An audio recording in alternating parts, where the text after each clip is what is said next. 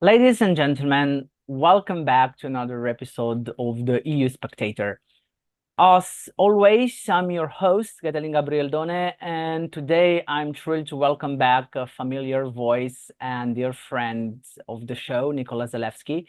Nick is an expert in European affairs and international relations, bringing his deep insights and expertise to our discussion. Nick, thank you very much and welcome back. Thank you, and everyone remember to subscribe to the channel, and please comment with your opinion on anything that we say in this video. Of course. In today's episode, we have a big agenda focusing on three pressing issues dominating the current political landscape, the current political life. The results of elections in France. We'll delve into the outcomes, analyze the implications, and explore how these results might reshape the future of French and European politics. New Labourist government in the United Kingdom with a significant shift in the UK government. We'll discuss the political and the potential policies and changes this new administration might bring, and their impact on both domestic and international fronts. And also we will address the Trump-Biden debate. We will turn our attention across the Atlantic to discuss the latest debate between Trump and Biden, and discussing their positions, key takeaways, and what this means for the upcoming elections in the United States. So, ladies and gentlemen, sit back, relax, and join us. We navigate these critical topics with our expert guidance of Nicholas Zalewski. Let's dive right in. Nicholas, these recent elections in France have been nothing short of political roller coaster. Capturing the attention of not only the French population, but also observers around the globe. As the results ruled in, it became evident that the political landscape in France it's undergoing significant shift. You know that with President Emmanuel Macron securing another term as president, questions about how he will navigate the complexities of forming a new government aims the evolving dynamics. One of the most surprising outcomes of the elections in France was the performance of the Rassemblement National, despite a strong campaigning and rising popularity in certain regions. Rassemblement National ending up in the third position, which was a surprise for all of us.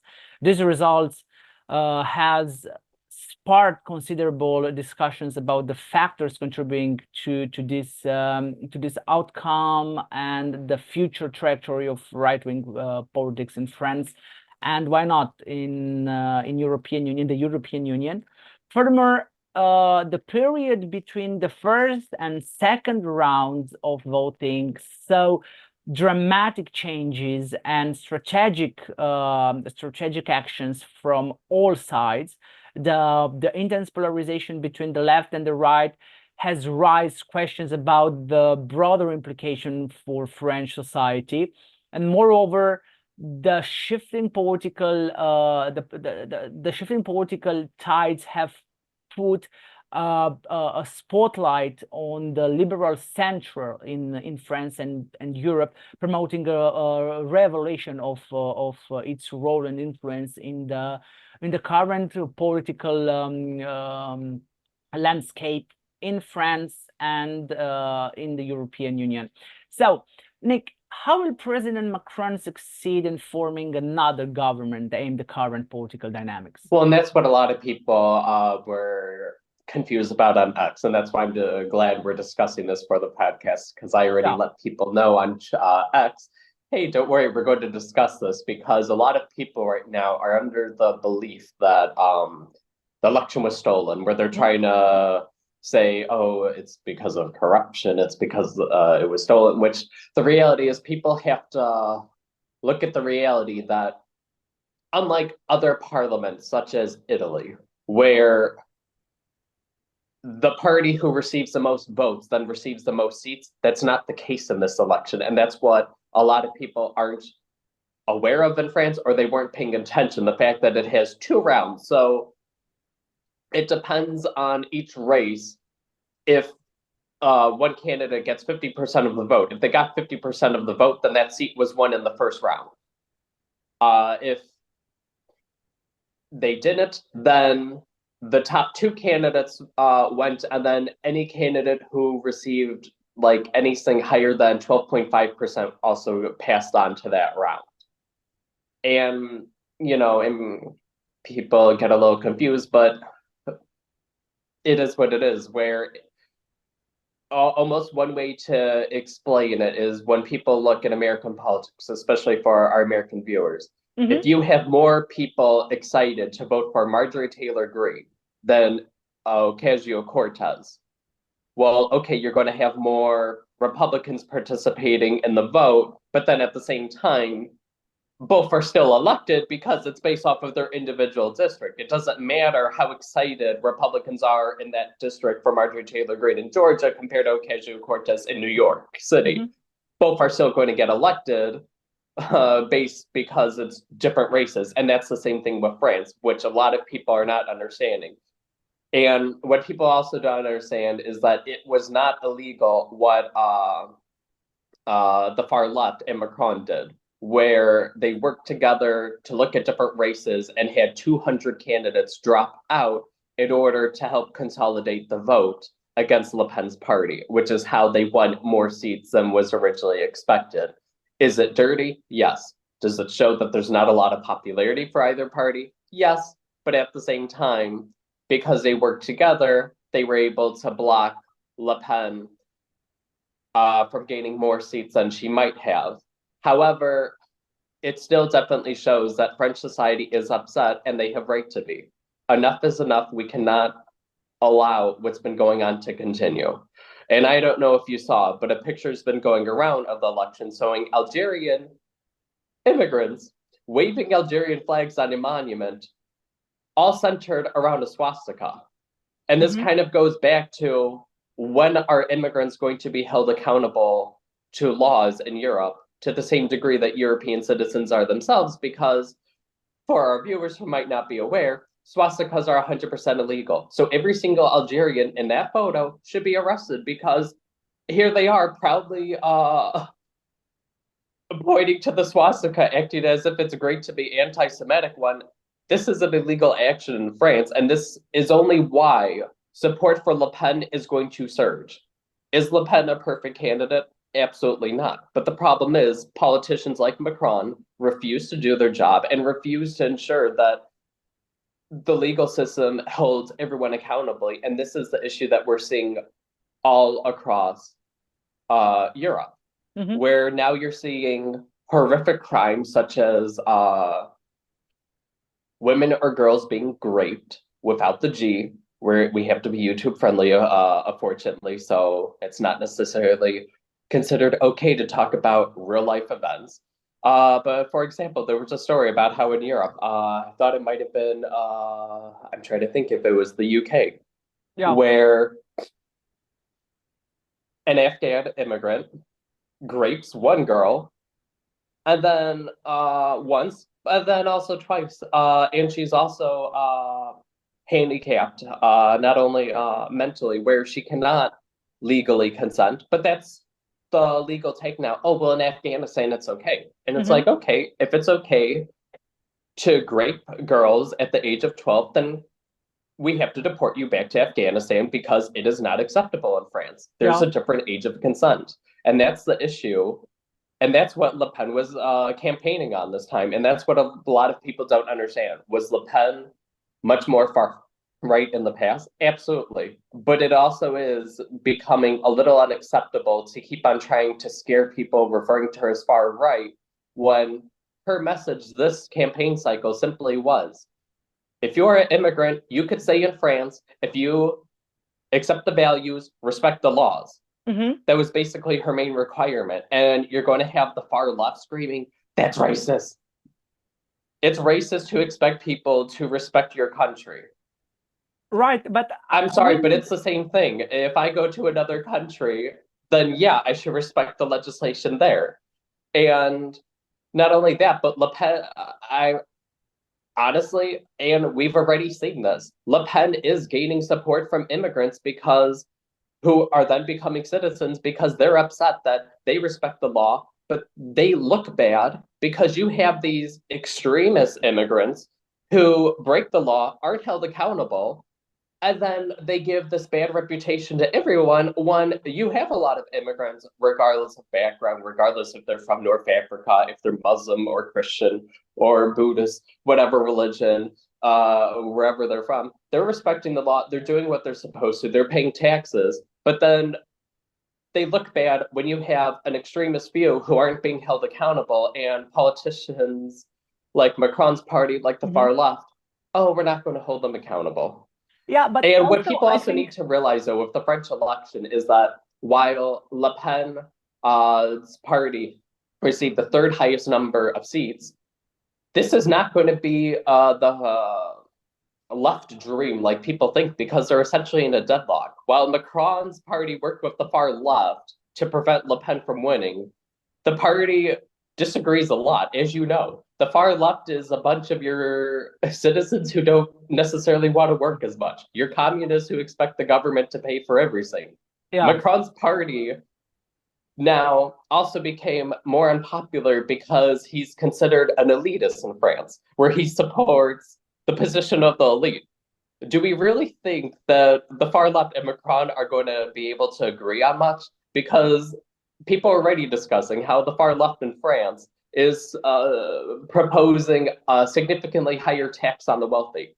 Do you really think Macron's party is going to support that if that's Macron's voter base? Of course not. Of course not. But I think that we should mention that this spectacular results of Rassemblement National, it's not because Marine Le Pen, it's because Mr. Bardella, which is Exactly. he's a superstar now in France, like Mr. Gabriel Attal, because I really think that Macron succeed to win the second place not because him, but because Prime Minister Gabriel Attal. But Nick, given the evolving political landscape in France now, what strategies might Mr. Macron employ to ensure a stable and effective administration?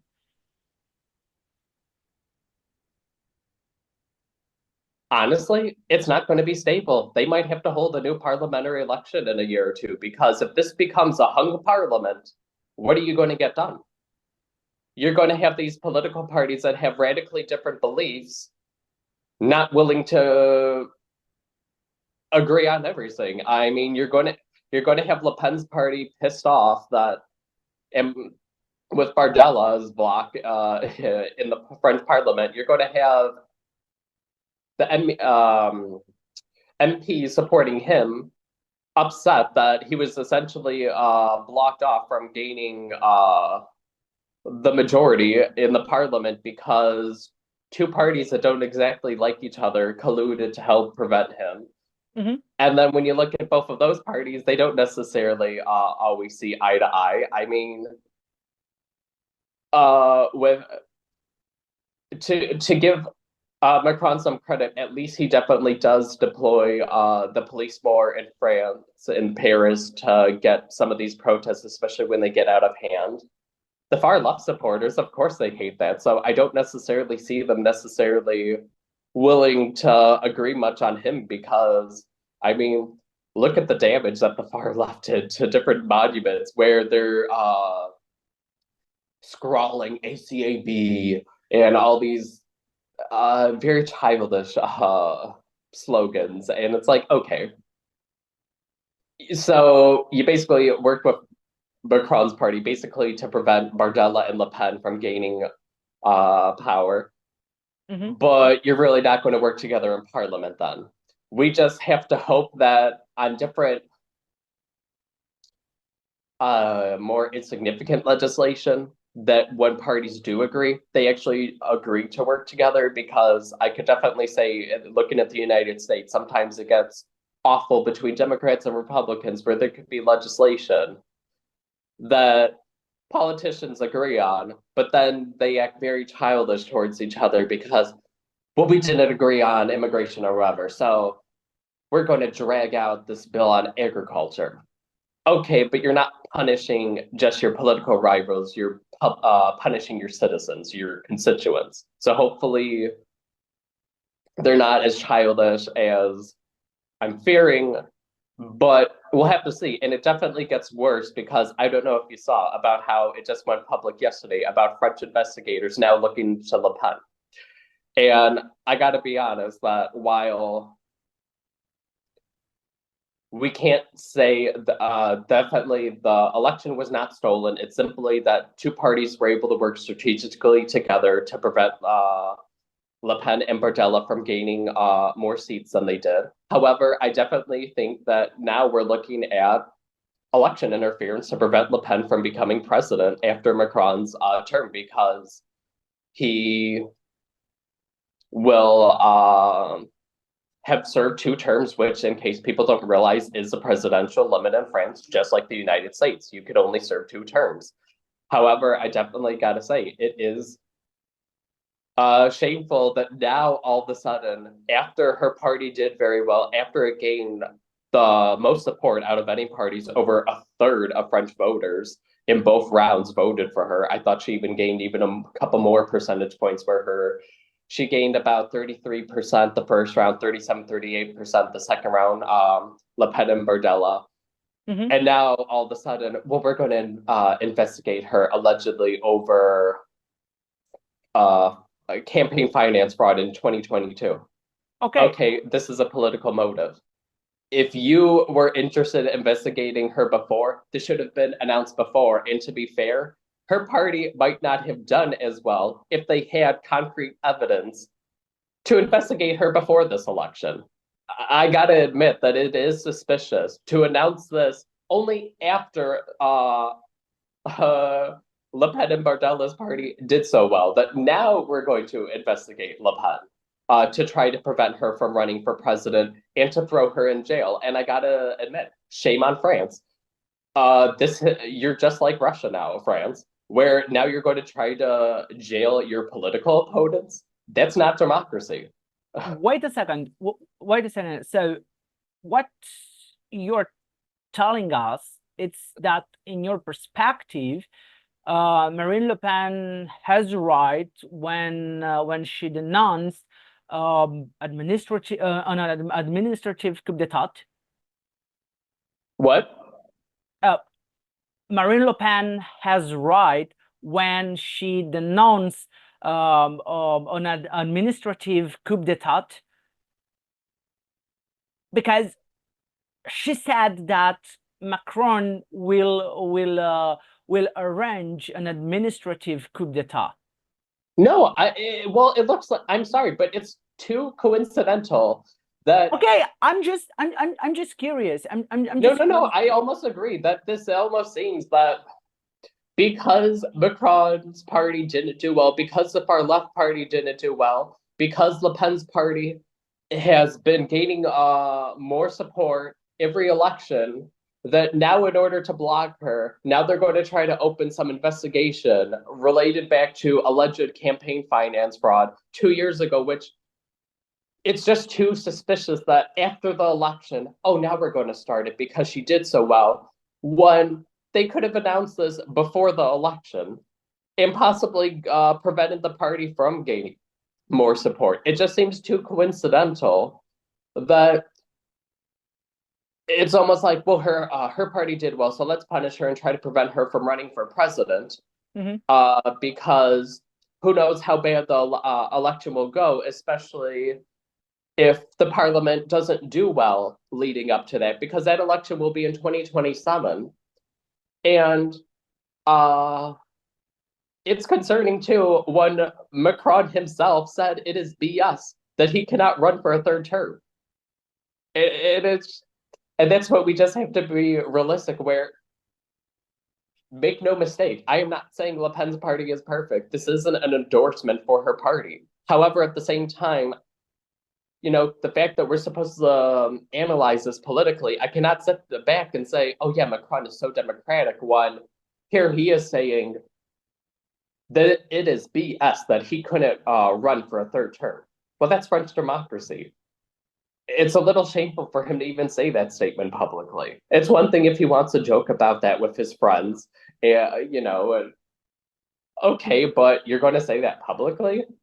Yeah. And the fact that now it looks like they're basically just trying to do whatever they can in order, but at the same time, I got to be honest, I don't necessarily think it's going to matter as much if it's Le Pen or not, because people are so upset what's going on in France. They're upset about the crime. They're upset about people getting violently robbed.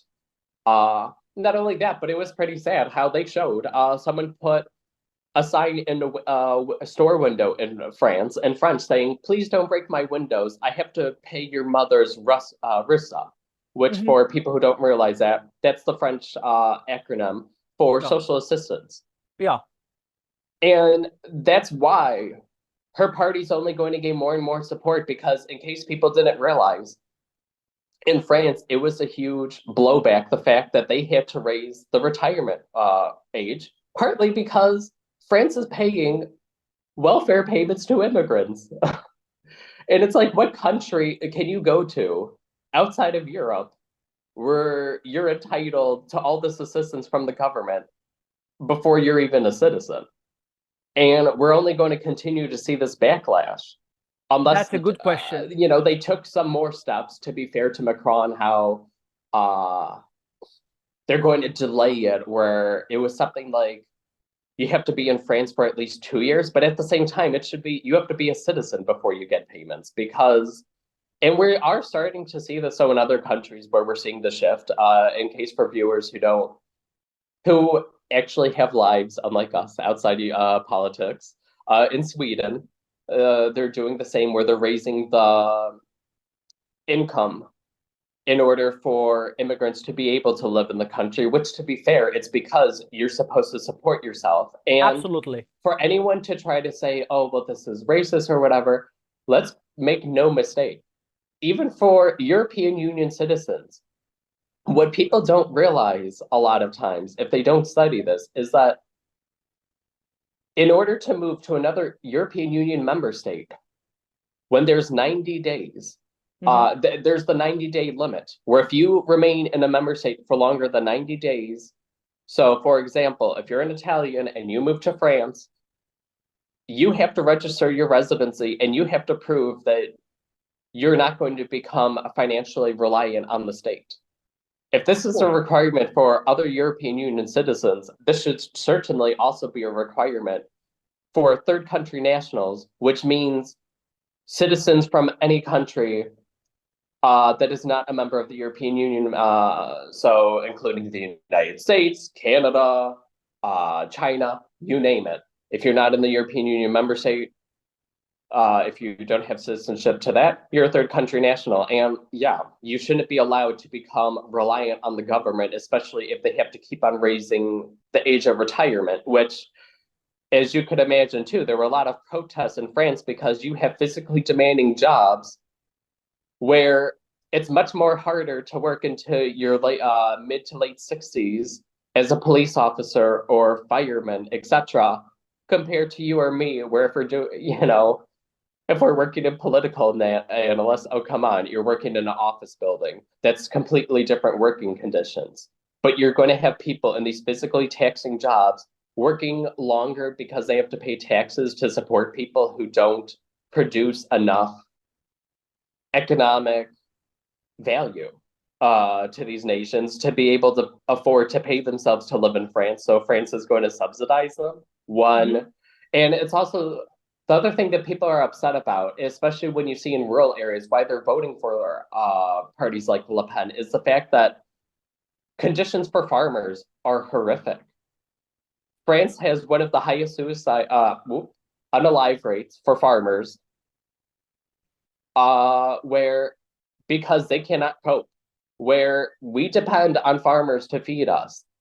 You know, regardless of what naive young people think, oh, we'll just start farming. Oh, so you're going to produce all your own food yourself? Yeah. Really? You're going to start growing a garden in the middle of the city in your apartment? Yeah, But but you have these farmers where they have no little support from the government. They constantly have to beg for assistance. But then you're going to give assistance to immigrants where, to be realistic, some of these jobs they could easily be replaced by robots. And it's not even just about immigrants. You're seeing that in other countries like the United States, where citizens working at different jobs like McDonald's or whatever, they're being replaced by robots. But at the same time, we do not have the technology yet to replace farmers. And yet, France treats its farmers horribly. And then they're shocked why the farmers are not going to vote for the far left or Macron, who's considered an elitist. I mean, part of the backlash, too, for Macron in rural France is that his stupid gas tax. Well, we're going to have a gas tax, so you're forced to take public transportation, which I'll have to be honest, living in Naples, I absolutely prefer taking public transportation when I'm moving throughout the city Mhm. because of how chaotic, how much traffic there is. Honestly, that's an incentive enough. However, let's be realistic. In rural France, there is no, as to have people laugh at my horrible French pronoun. There's no metro, there's Metro. no Yeah. subway system to take. There's no buses. You're in rural France. Everybody has to have a car or rely on someone with a car to drive. So the gas tax should only be applicable to people who actually even live near public transportation. How much more of an elitist could Macron be to not realize that many parts of France do not have access to public transportation? And because of the low population density, it doesn't make sense. Yeah, but this situation have pushed us into polarization and the left-right polarization situation. And with this intense polarization in the French society observed during the elections, but not only, what are the potential benefits and drawbacks of such a divided society for the future of French democracy? Oh, there's not a benefit at all because politicians are supposed to work together to make difficult compromises. So to be fair, because of how France has many political parties and how hard it is for a party to win an outright majority in the parliament, we're supposed to have parties working together to make difficult compromises. And, while people could complain about these compromises, the reality is every party's not going to get everything it wants when it makes these compromises. It's give or take. So, um, but at the same time, it's definitely going to be negative because you're just going to see, it's probably going to be like the United States more where political parties don't want to work together. So on any major issues such as dealing with immigration or whatever in France, it's going to be political parties just completely ignoring each other, even if it's something common sense. So even if it was something where there could be a compromise about holding immigrants to the same standard as citizens, the fact that you have to respect laws, that you have to respect the age of consent, because it's just as rightfully so. We've seen Europeans and Americans arrested in countries that take advantage of young girls, as they should, because it's based off of their legislation. It doesn't matter, which, to be fair, because of the age of consent laws, they would have been arrested in our own nations. But even if not, if another nation were to have a higher age of consent than here in Europe or whatever, then Mhm.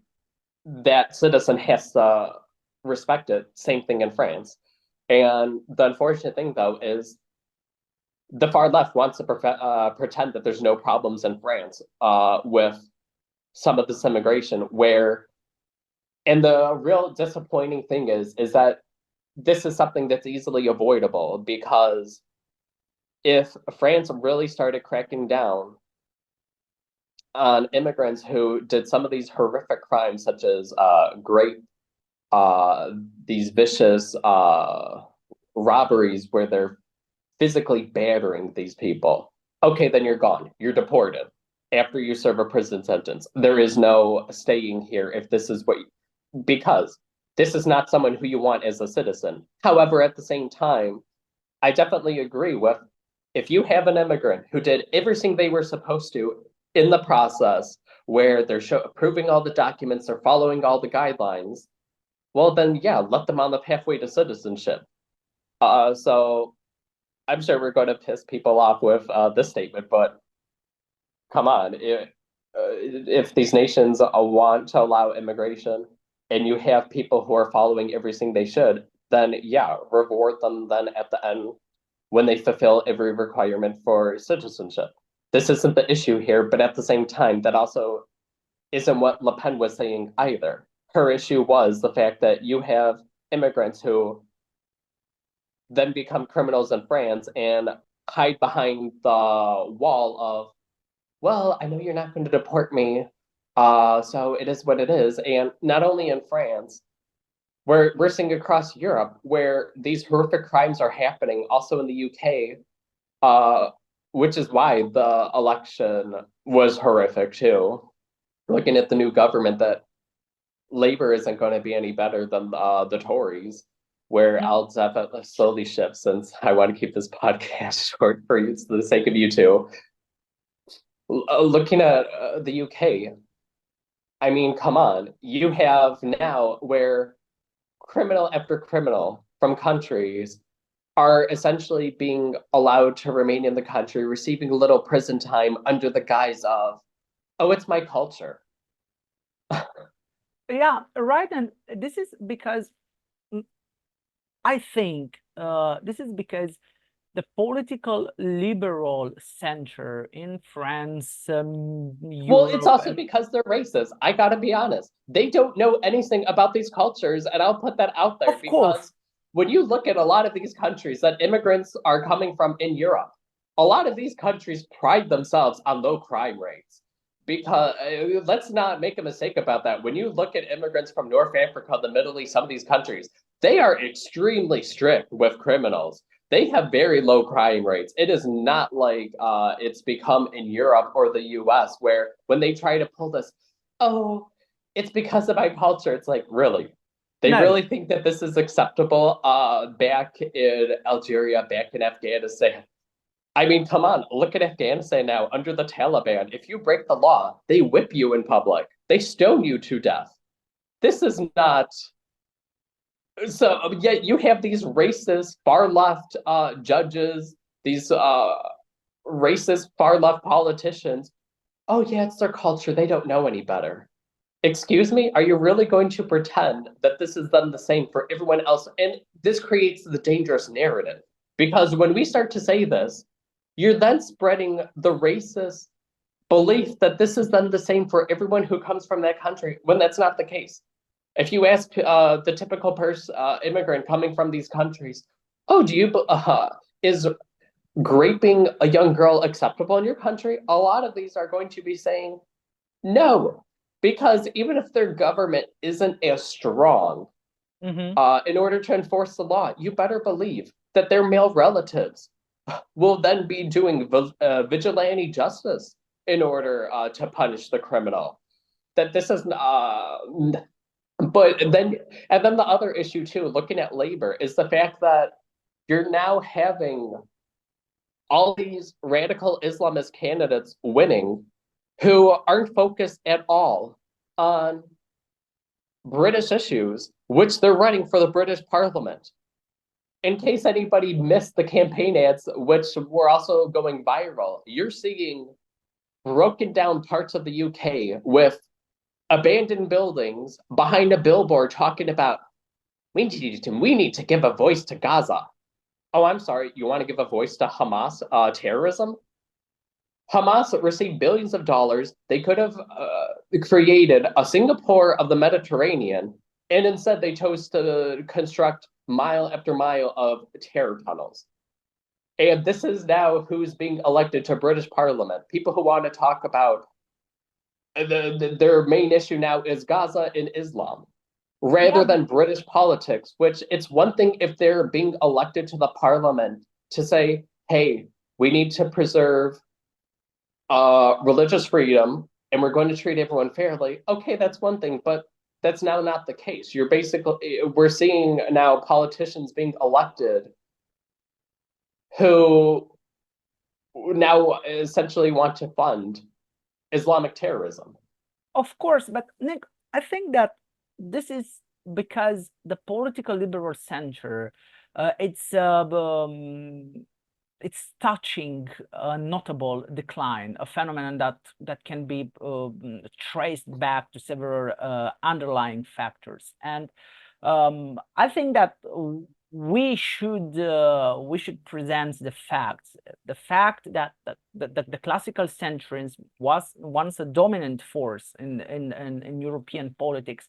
It's struggling to maintain its influence amidst rising populism and polarization. Absolutely. Although there is some hope because as people are making a comment that Starmer is not as Of far course. left as some members of Labour, where we're going to see some infighting.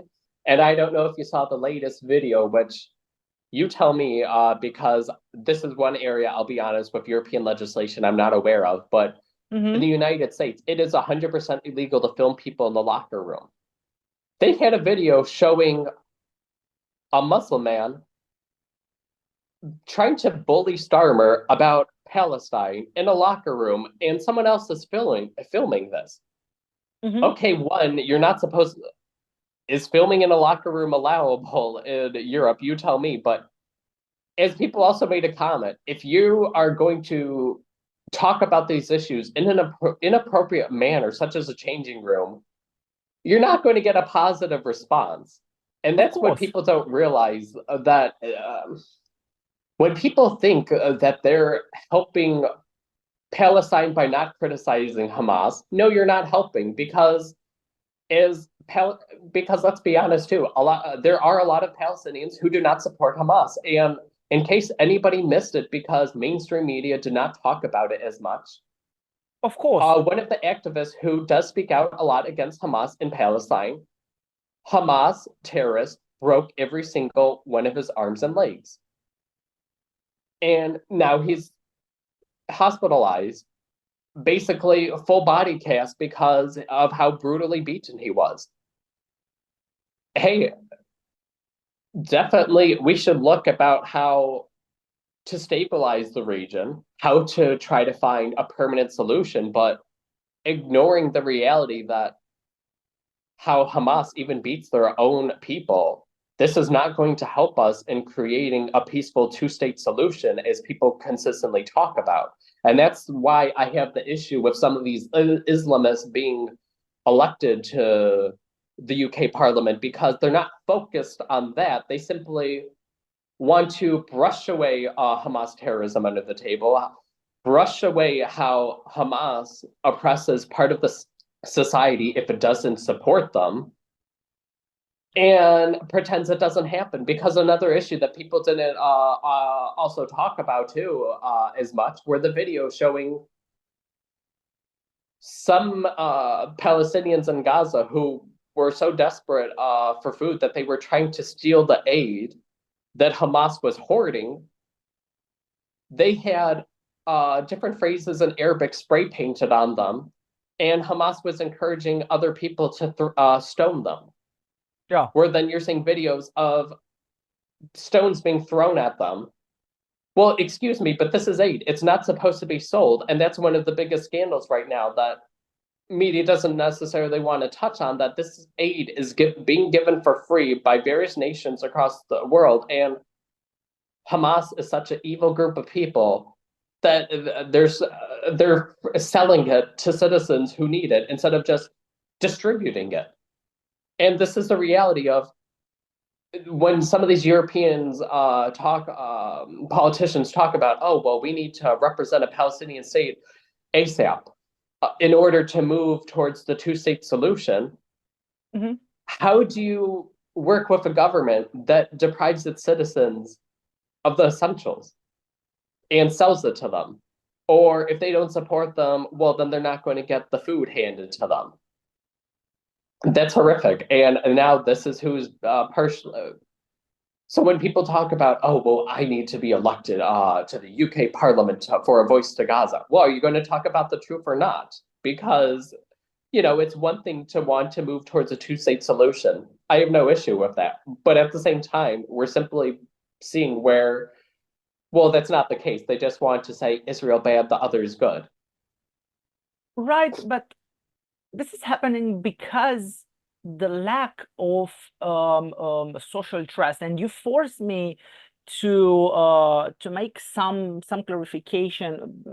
I will use my Scandinavian experience, because we have two Scandinavian political theorists, Bo Rothstein and Henrik Bang, and they offer a valuable insights into the dynamics behind this decline of liberal centrism and the social trust. And Rothstein's work emphasized the importance of this social trust and institutional effectiveness in sustaining centrist politics and centrist politicians. And if I remember right, he argues that the breakdown of these elements can lead to political fragmentation and the rise of extremist parties and extremist politicians. And in France, for example,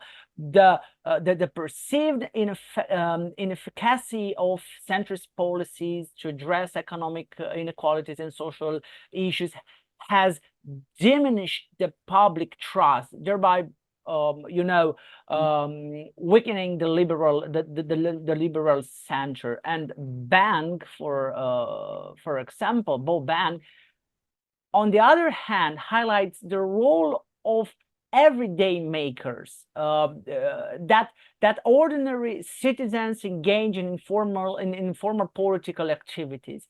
And Bang suggests that the detachment of the centrist parties from grassroots movements and their failure to engage effectively with citizens' concerns have further alienated their well, and part of it though is the failure support of centrist parties to accept reality. I mean, looking at Sweden, oh yeah, it's absolutely horrific that over 70% of refugees, and I'm putting it that way in parentheses because it turns out that over 70% have gone on vacation to the countries they're allegedly declaring they're refugees from. right. You're not a refugee if you're able to go back freely.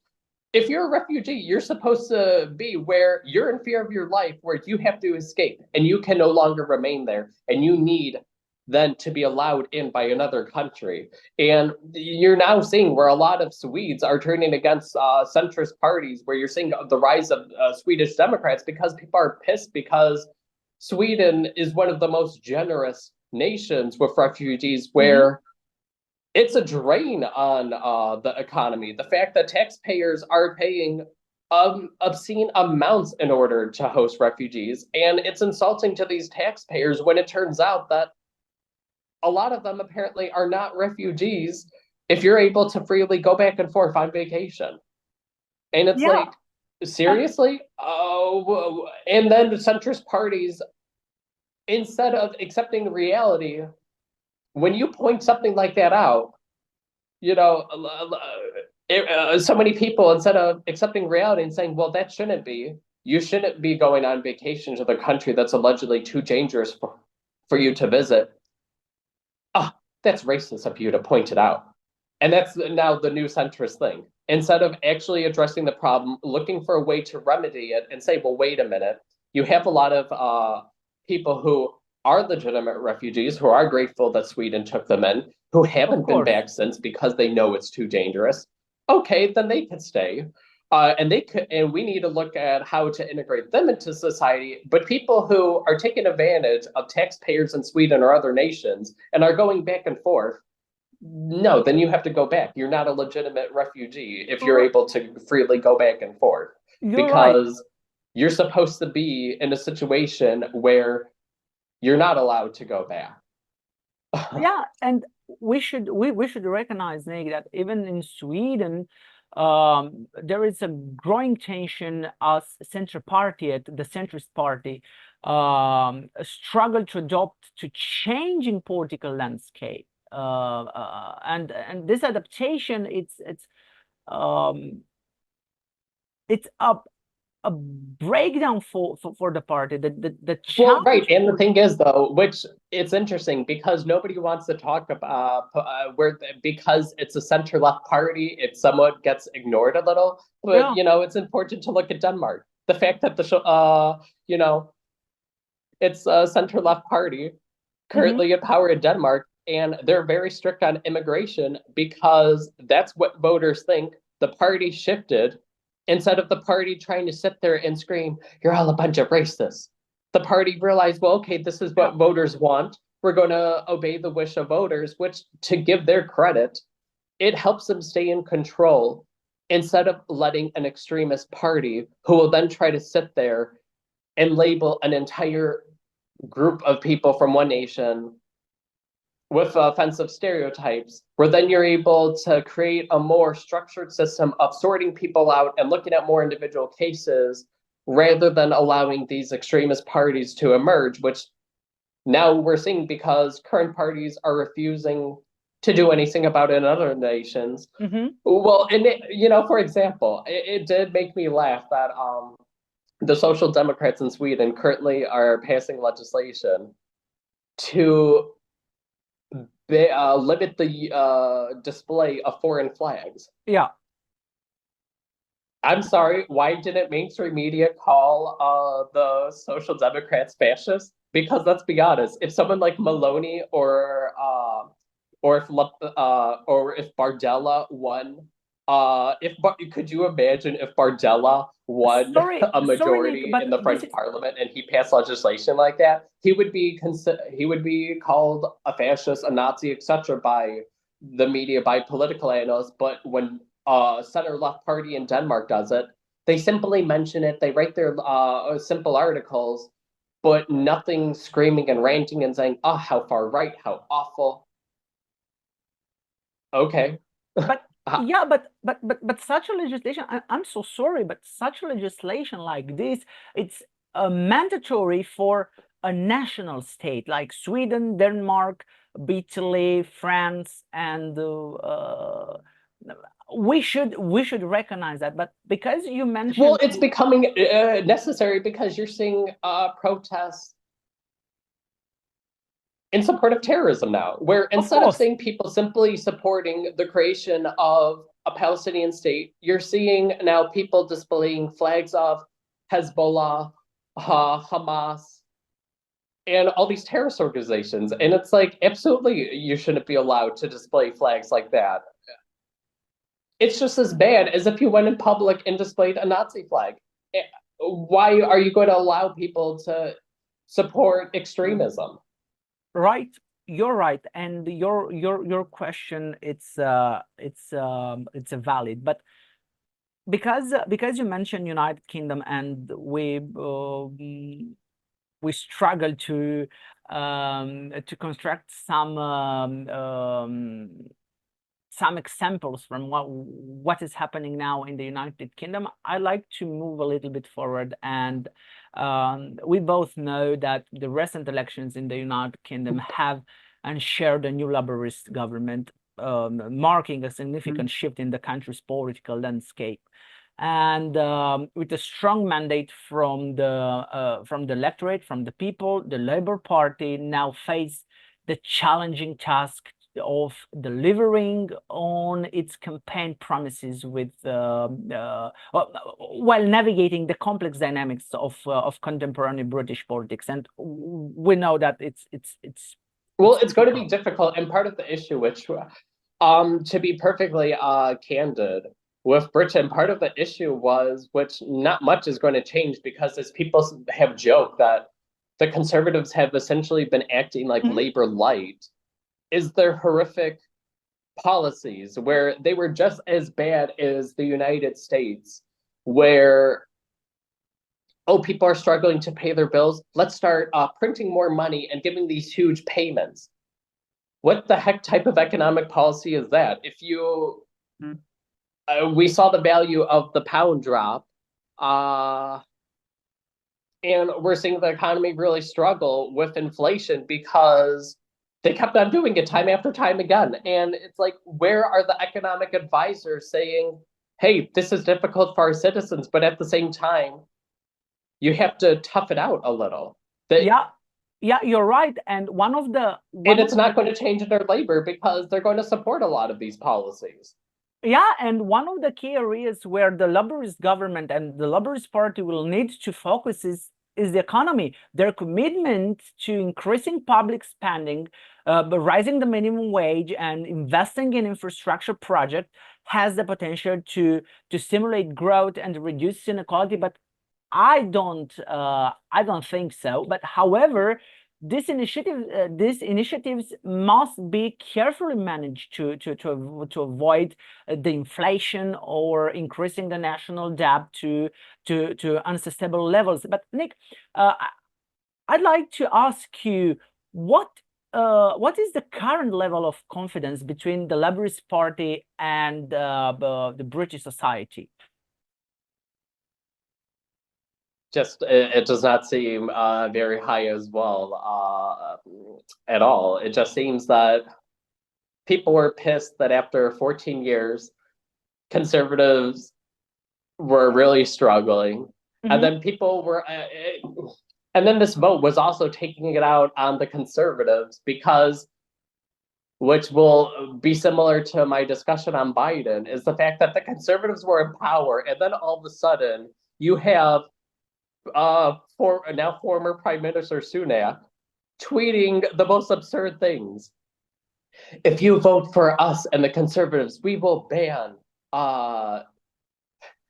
gender theory in schools. And of course, you're having British voters screaming, what do you mean? You were in power for 14 years, not him personally, but the party. You had 14 years as a political party to ban this from schools. And now all of a sudden you're going to talk about this now to win the election after 14 years of seeing Britain's economic dominance in the past now keep on shrinking and shrinking, seeing a large parts of the country suffering. It was just absurd watching his tweets where it's like, you had the majority. You could have done this.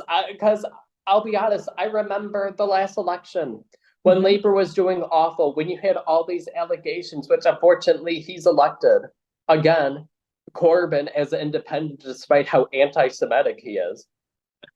And You're that's right. what did Labour in the last time, was people looking at Labour and thinking, your party is very anti-Semitic, you don't want to address it. But people were saying the last British election that the Conservatives probably would have had another 10 years of dominating the national politics, and now look at them, where now you have such a big wipeout by Labour. And it's because all these things that all of a sudden the Conservatives were talking about in the last week, it was like, you could have done this before. And it was, I gotta admit, to me, it was very bizarre of Sunak to call an early election. Because it's not like France. France, it was called because of how bad Macron's party did in the European Union Parliament election. In case our viewers forgot, Brexit happened, so Britain didn't participate. So it wasn't like there was this pressure building up saying, okay, people are going to start rioting and really protesting if we don't have an election, even though they've been down in the polls. It's almost like Sunak just got tired. It was like, okay, let's give up. Let's hand the reins over to Labour, see if they can do any better, which it's not. And I got to be brutally honest with you. This is not a discussion about, oh, well, it's because of Brexit. No, it's because of horrible mismanagement of the United Kingdom. I While agree. sure, maybe there might have been some economic distress because of Brexit, but I'm sorry, I find that to be a massive cop out when people keep on trying to say, oh, it's because of Brexit. It's because when you look at some of these parts of Britain, there's no factory jobs, there's nothing. It's simply pound shops or fast food, where that's your main jobs that are available, where there's no higher paying jobs available. That is going to continue to be an issue in the UK until it makes regional investments, regardless whether it's in the European Union or not. Look at Germany. Germany's economy is now doing awful, and it's in the EU. People give the European Union too much credit, where we could say, where don't get me wrong, the European Union has helped the economies of some of these member states, particularly looking at the former Soviet Union ones. Yeah. You're seeing massive investments, you're seeing massive changes in the standard of living in Romania, Bulgaria, etc. But now shifting back to the United Kingdom, you're having these issues outside or inside the European Union. And part of the issue, too, is unlike other nations, the country, it's a little similar to France, where both of them, London, London, London, Paris, Paris, Paris. Okay, well, yes, those are the capitals, those are the economic powerhouses of the country. What are you doing to spread the wealth? Which, to be fair, they need to do too, in order to cut down on some of the issues that both cities are facing, because they're running out of space. There's so much traffic and congestion because everyone is so desperate to live there, to work there, because that's where a lot of the main opportunities are, when both nations could be looking to attract jobs elsewhere. And that's where Italy and France and Britain really differ, because if you look at Italy, a lot of cities do very well economically, where you don't have the same concentration of wealth. You don't have everything focused in Rome. You see the same in Germany too, where Germany's struggling a little, but to be fair, while similar to Italy, where there's some regions that struggle more than others, you at least don't have the economic dependence in Germany either on one city, and there's no opportunities elsewhere. And that's what France and the UK need to address ASAP. Otherwise, you're also going to continue to see this polarization, this disappearance of the center. You know what? Listening you, I think that there is a major difference between the United Kingdom, the rest of Europe, and another significant challenge that will be addressing by the Labourist government, and we should recognize we don't have this problem in Europe. It's the secessionist trends within the United Kingdom, particularly in Scotland and Northern Ireland. And the Labourist government, I think, will need to find a delicate balance between respecting the aspiration for greater autonomy and preserving the unity of the United Kingdom. And this will... But it is important to point out, though, with how horrible the SNP did. And, we have to thank the former... we have to thank, oh my God, I'm blanking on the name of the Scottish, of the SNP leader. You remember it? Of Pakistani descent. No. But we have him to thank, because he would go on these racist tirades. Oh, wait, hold on. But this is important for people to realize, which is also partly helped the SNP do so bad, which also helps. Well, and it's partly because there was more confidence too, that there would be less pushback compared to the Tories, where Labour is more open to respecting regional autonomy. But in case people missed it, you have where with the SNP, where he was real big, he had this very bizarre speech In Scotland, 96% of the nation is white, but there he is being so racist, screaming, look at these leaders. Look at this leader of this in Scotland, white, this, white, her, white. Okay, let's look at where he's from, where his ancestry is from with Pakistan. Okay, could you show me in Pakistan where you have all these British or Europeans in government? And that's what bombed the SNP. The fact that voters were confident that because Labour was doing well in the polls, they would be more respectful of regional autonomy than the Conservatives, but also because of these bizarre racist speeches by SNP leadership then, where it's like, well, wait a minute. Scotland's a majority white country. Of course, most of the politicians are going to be white. That's not racist. Right, but 2 days ago, Sir Keir Starmer, the new Prime Minister of United Kingdom, and John Swinney, the first government, the first minister of Scotland, met at Boot House, and they are trying to find a common ground for this new government. And the question is, what strategies might they employ to address the aspiration for greater autonomy in regions like Scotland? It's difficult to say, particularly because I'm asking you this because we both know that the Labourist government tend to have a new kind of I don't think necessarily autonomy. It's a question about autonomy, because I think it's more just the fact that some of these regions are that the countries part of the United Kingdom are upset that a lot of the focus is on London, where I definitely think they wouldn't necessarily be talking about autonomy if they felt that the central government was doing more to open up economic opportunities in Scotland, Wales, and Northern Ireland. You have blowback from these countries in the United Kingdom because a lot of the focus is on London. They get forgotten about, and they're like, well, then why should we stay under central government?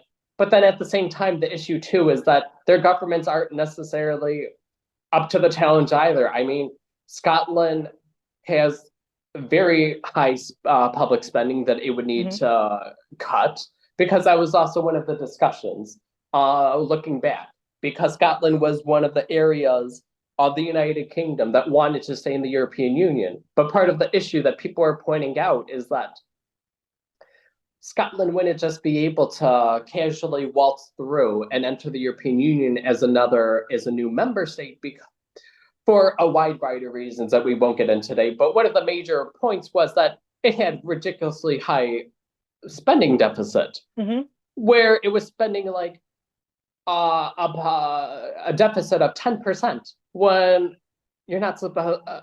That's over triple what you're allowed to have in the European Union, and that's what people need to focus more on. Or then also just the fact that it's very bizarre. It's a bizarre relationship sometimes, where the fact that people get upset in the United Kingdom that they all use the pound, but in case people don't realize, you then have different banknotes printed in the different countries of the United Kingdom. So you have Northern Irish banknotes, but then you have some people upset with these regions because they'll then, say visit London or visit an English city. They'll try to use these banknotes. This isn't acceptable. Excuse you, you all use the same currency, the British pound. And that's part of the issue that that the central government, that Labour needs to work on, is recognizing these countries as an integral part of the United Kingdom, rather than, yeah, you're kind of part of the United Kingdom, but the focus is on London. But that's the issue. Yeah, but based on this, I have a last question on this subject, and I will ask you to be short. Yeah. We will have another referendum for independence in Scotland and Northern Ireland during the Labourist mandate? I don't think so, because it was the SNP who was really pushing for the referendum in Scotland, and Labour had a wipeout of them in Scotland, where a lot of voters supported Labour.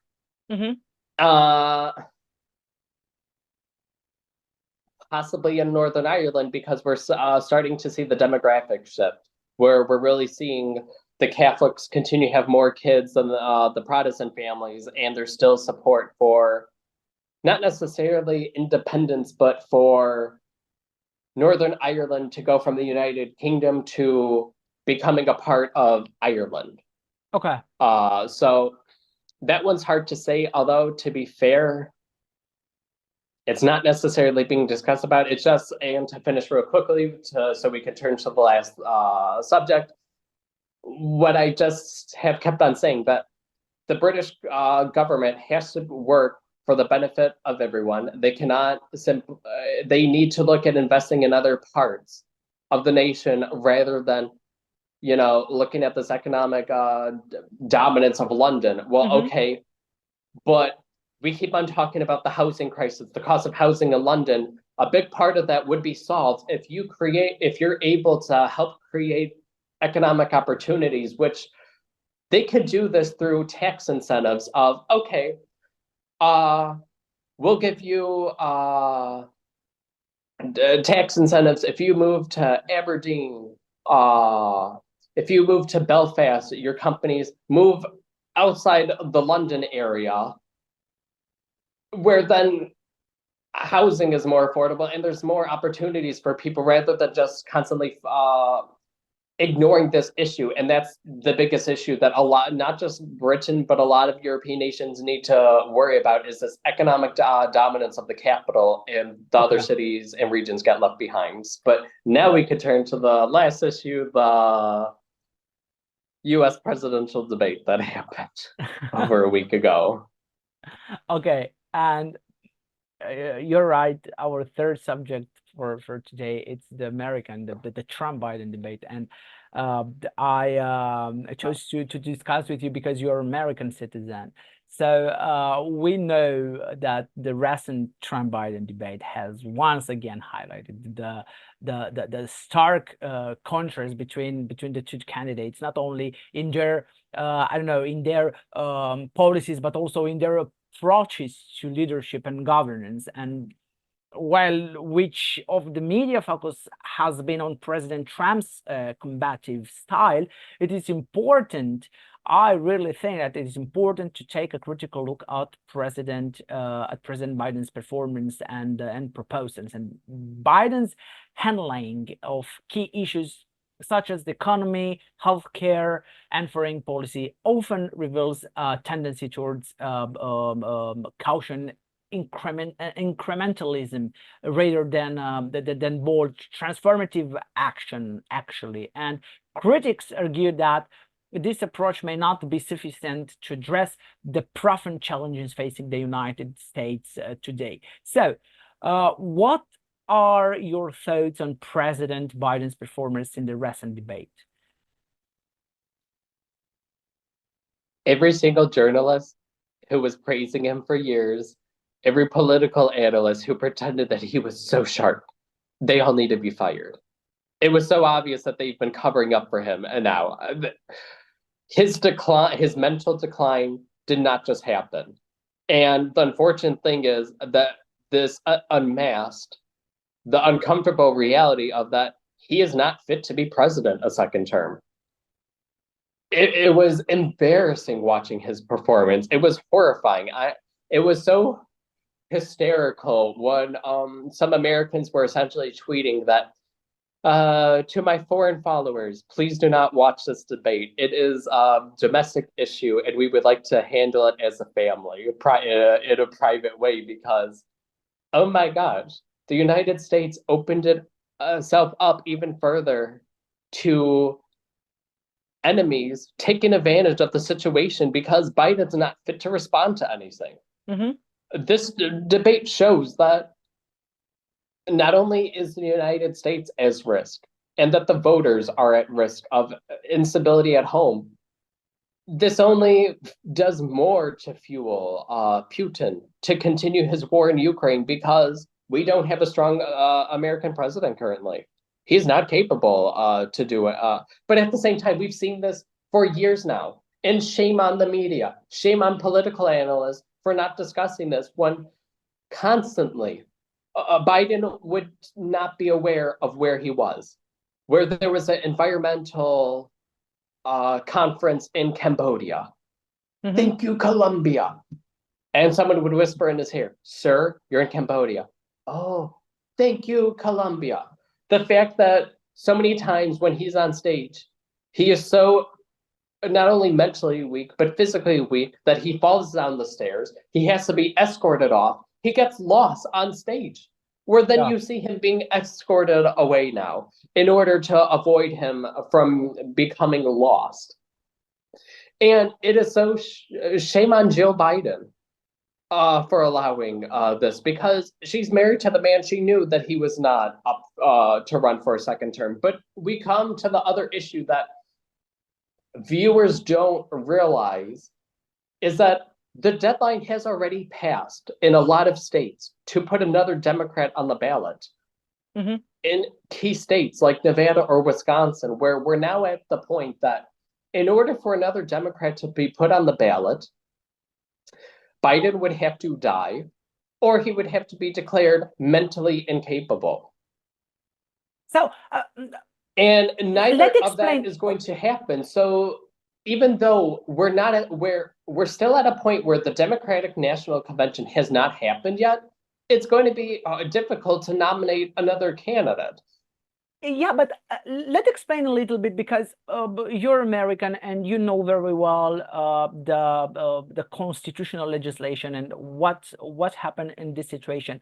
So if the President Biden will be declared incapable mental and physically to be the president, to continue to exercise his prerogatives as president of it's not necessarily concerning about that. That's more concerned towards declaring him mentally incapable so they could change the ballots, because with the legislation currently, there's very limited ways for some states to.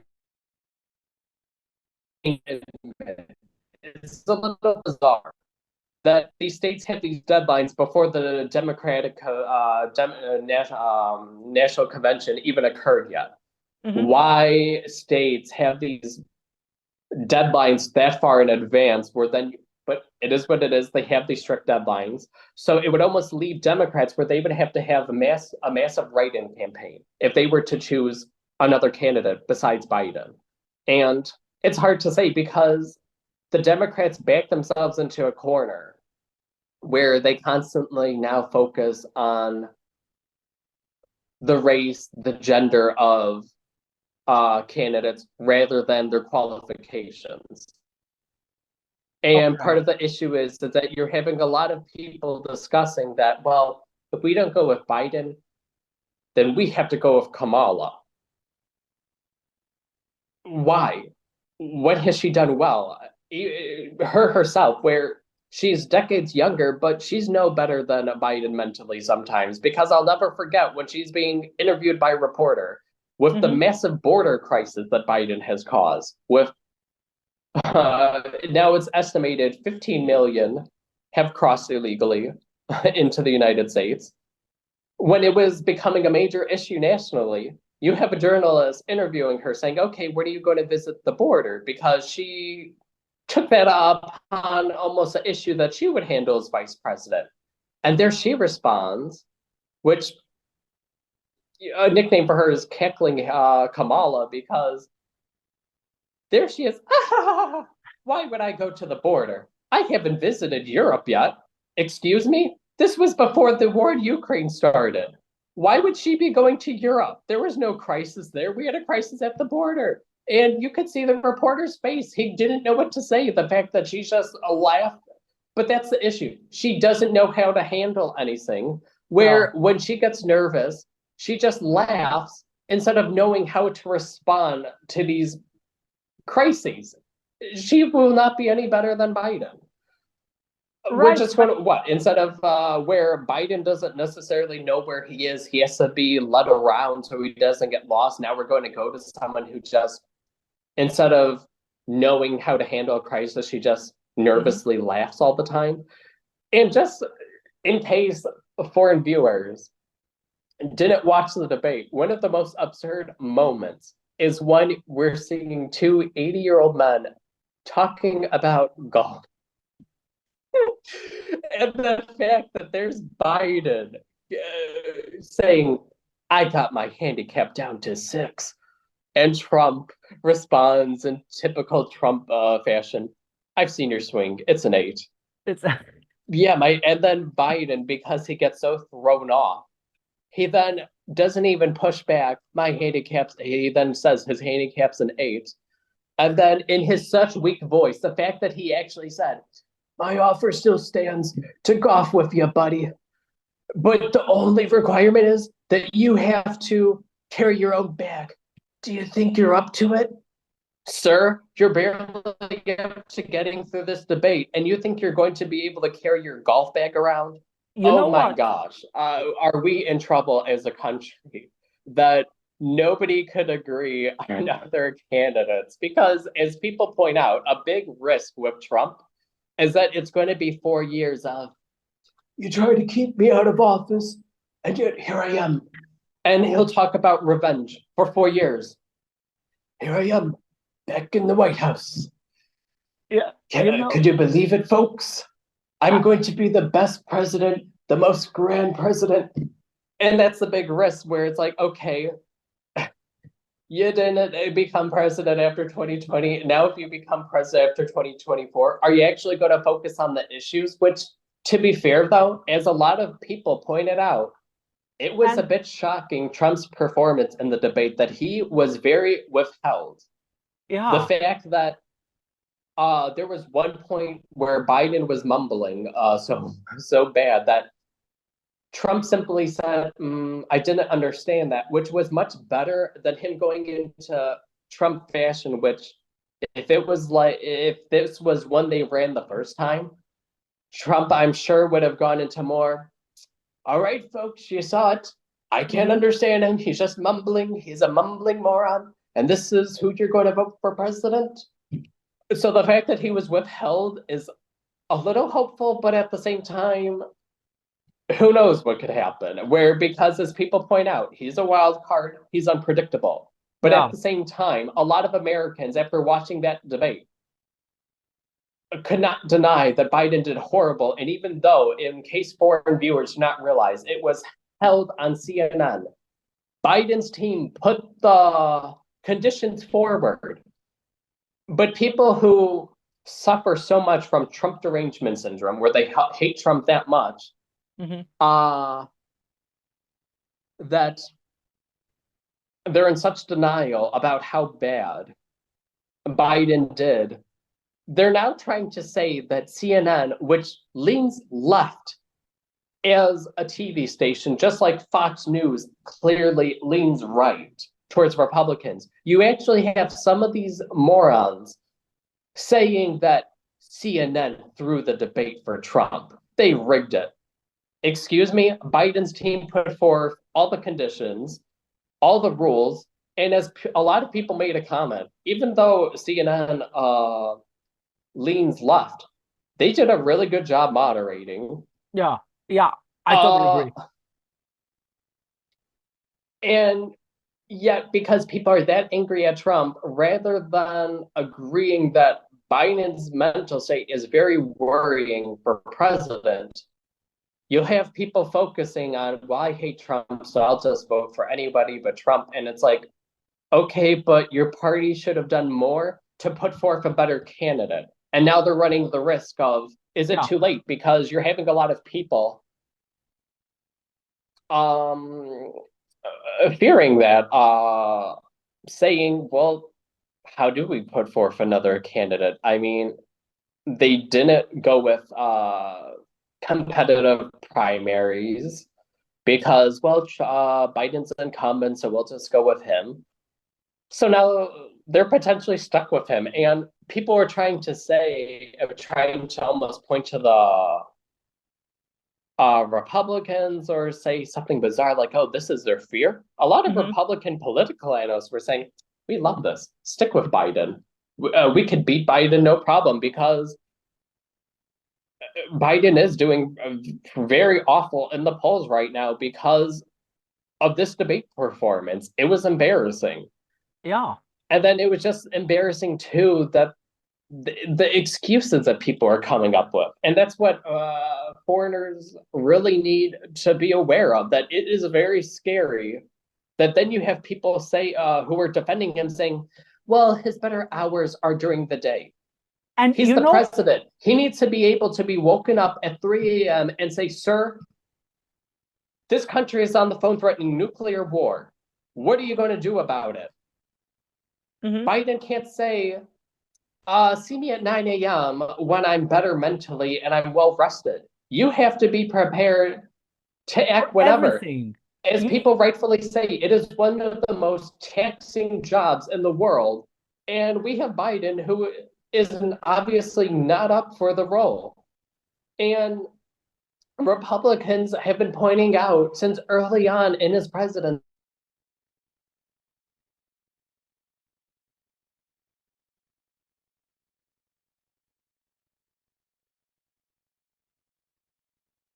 I think we have some problems with the connection, but you know, as we wrap up this this insightful episode, we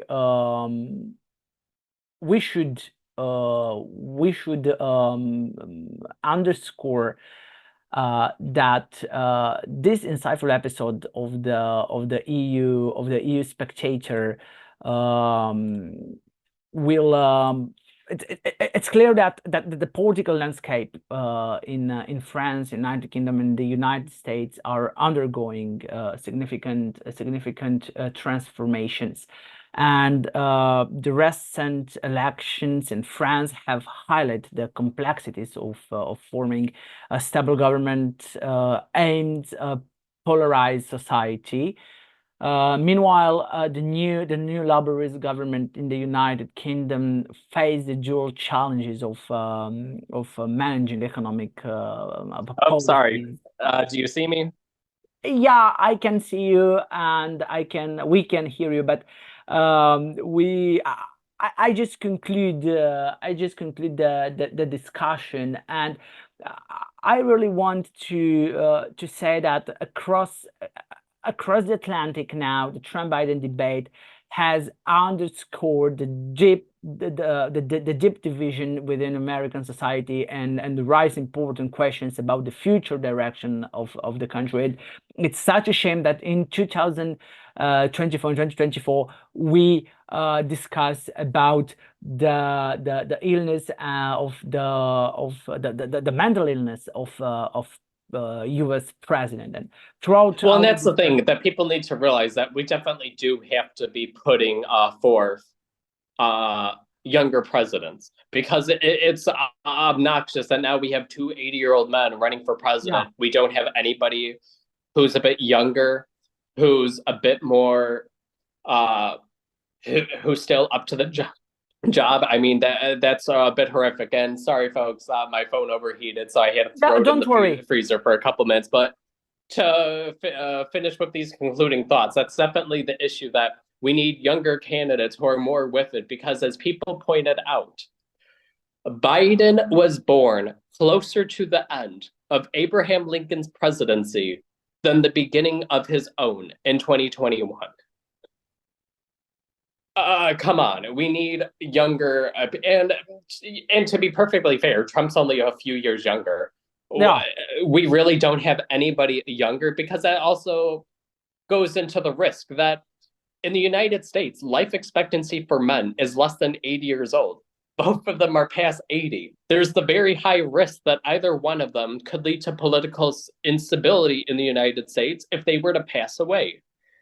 because yes, as people are probably aware of with American politics, it then goes to the vice president. But at the same time, we now have a long history now of where people are mainly voting for the president and the vice president's more so an afterthought that people try to do something strategic. Maybe they'll pick someone who could help them win some swing states, but nobody is necessarily looking when they're voting, thinking, oh yes, I'm voting for this person because they also have such a great vice president. Yeah. A lot of times people are like, I really hope we don't go to the vice president because they don't necessarily see him as qualified. And that's the reality that we're dealing with. That we just need to get with younger candidates. I mean, come on, it's a nation of over 300 million people, and we're ending up with two 80-year-olds who, rather than more younger people who also were involved in less scandals. But it is what it is. We can move to end it. Everyone, please comment with your thoughts, like the video, share it with any friends. And also, to see if anyone does this, go ahead, if you got to the end of this video, and put an emoji of which issue was your favorite. So if you liked hearing about France, put the French flag, or you could put the British flag or the American flag. And thank you for that comment about how our last podcast, how it was appreciated that we talked about the history of Christianity. Don't worry, we'll talk a little bit more about that in future podcasts, but there were so many election issues that there was no time in this episode. Yeah, of course. And thank you very much, Nick, because throughout our discussion, you succeed to provide valuable insights into these pressing issues, shedding light on the nonsense and potential implication for both domestic and international politics. And your expertise help us better understand the dynamics at play and the possible outcomes of these significant political events, especially across the US. As we continue to monitor these developments, it's crucial to stay informed and engage with the latest analysis and perspectives. And as Nick said at the beginning, we encourage all our listeners to subscribe to our channels on YouTube and follow us on social media platforms like Facebook, Instagram, and X for more in-depth discussion and updates. Your support help us bring you high quality content and expert analysis on the most important issues facing Europe. High quality discussions, but very unprofessional incidences on my behalf. Last podcast, I had a check because someone's ringing the doorbell. This time, my phone overheated, so I'm having to throw it in the freezer real quick so we could finish. Tune in to see what happens next podcast and what disaster happens with my technology next. Nick, that means we are real. We are not fake. So a special thank you, Nikolai Zalewski, for your participation and your contribution to this episode. Ladies and gentlemen, stay tuned for more episodes of the EU Spectator, where we continue to explore and unpick the complexities of global politics. Thank you very much, Nick. Thank you. Bye. Bye-bye.